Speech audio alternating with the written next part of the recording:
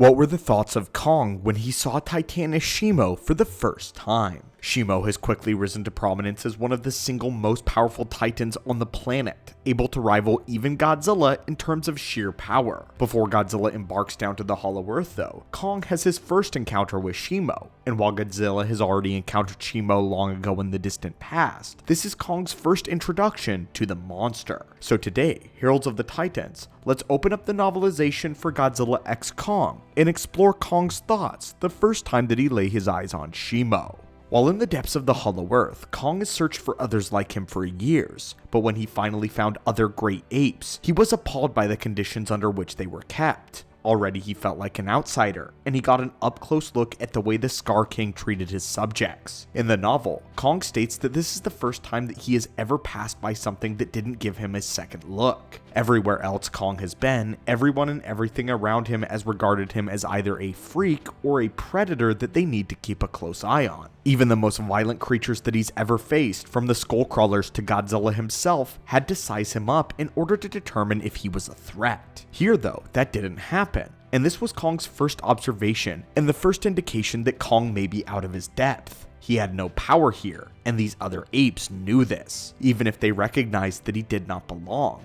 This is when we watched one of the enforcers bully one of the workers, yelling at him and hitting him to the ground. In the film, this is where we see Kong standing up to the rival ape and decking the ape that knocked the other to the ground. Despite being outnumbered, he is Kong, and Kong knows that he is king. Throughout his entire encounter, we can see two of the Kong's most dominant traits shining through, the first of which is his fearlessness. Despite having every reason to be afraid, Kong stands up for those who are being bullied. But the second is his empathy. It becomes apparent that this is not the norm for this corner of the Hollow Earth, as he knows the punishments that everyone will endure if someone breaks free of the Scar King's rules. The ape that was helped is even described as looking at Kong in disbelief, as if he has never been treated with compassion in his entire life. At this point though, the Scar King knows that he cannot allow Kong to be unchecked. He approaches and laughs at Kong, gathering the support of several other apes who are now regarding him as a joke when the challenge is issued.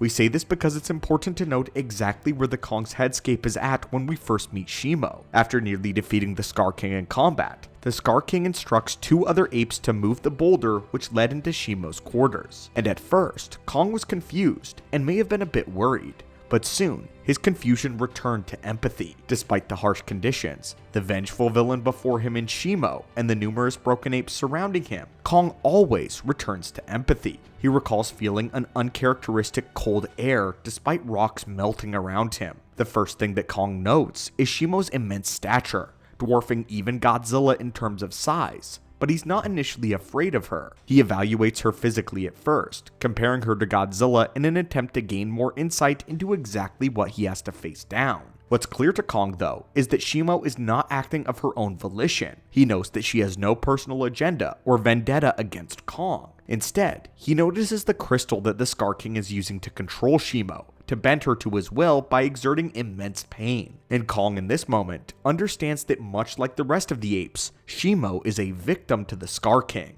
The novelization even states outright that he could feel her pain, and that his first instinct was to help her. Despite standing in the shadow of the most powerful titan known to man, Kong's instinct is to help. Kong also knows that Shimo was being revealed for a reason, and he knows that the Scar King is commanding her to cause him harm. But in this moment, he doesn't care at first. He just wants to free her from those chains, and we can see this carry out across the remainder of the new empire. When her scales begin to glow, however, Kong is able to recognize exactly what this means only due to his time with Godzilla. Kong has already drawn several comparisons between Shimo and Godzilla, and when he saw her tail begin to glow, he understood what was coming next. He got out of the way just in time to block the blast, which we've theorized before may have been just for show. We believe that Shimo was holding back as a result of her situation under the Scar King's leadership, and that in this moment, both creatures had empathy for one another despite being forced to fight. This is the Titan responsible for the last Ice Age, the one who froze over Ghidorah and plunged the entirety of the globe into eternal winter. But we're meant to believe that Kong's axe was enough to stop him from getting completely frozen over.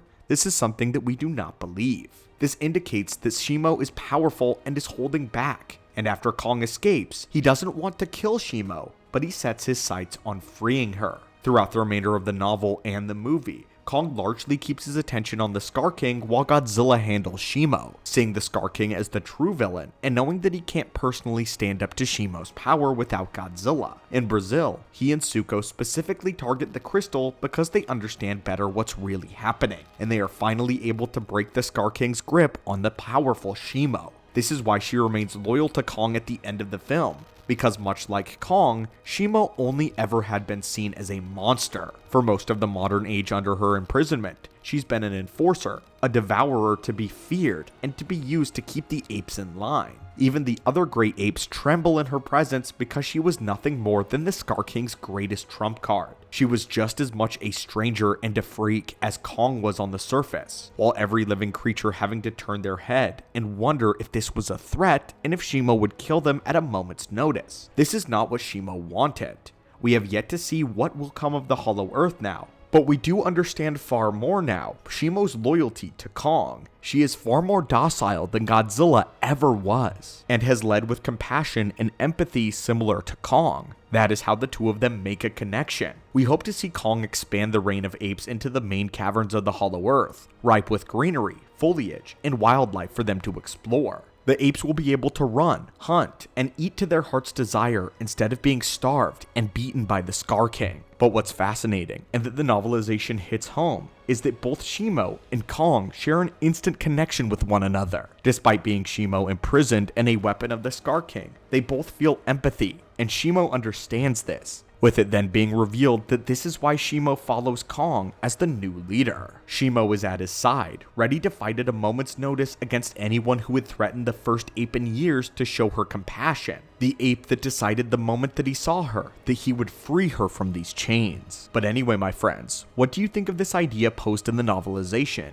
And now, why Shimo is so loyal to Kong? Was Shimo holding back in order to allow Kong to escape? And would she have done this for any other ape if not for Kong, had he not shown fear but compassion in his eyes? Anyway, my friends, thank you so much for visiting the channel today. Atomic blast that subscribe button for more superhero and kaiju lore, and I hope you're having a great one.